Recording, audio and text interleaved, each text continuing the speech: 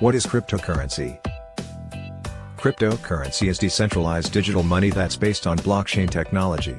You may be familiar with the most popular versions, Bitcoin and Ethereum, but there are more than 5,000 different cryptocurrencies in circulation. Cryptocurrency, also known as crypto, is a digital currency designed to work as a medium of exchange. It uses cryptography to secure and verify transactions, as well as to control the creation of new units of a particular digital currency. Many cryptocurrencies are built on blockchain technology, which is a distributed ledger enforced by a distributed network of computers.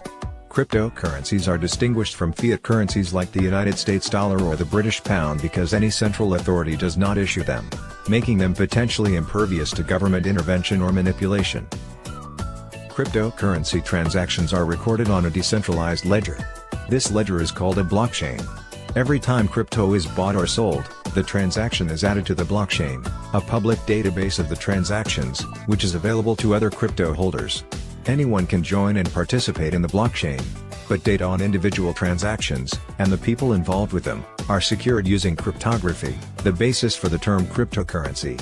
For each transaction added to the blockchain, there's a digital validation process to verify it and prevent fraud.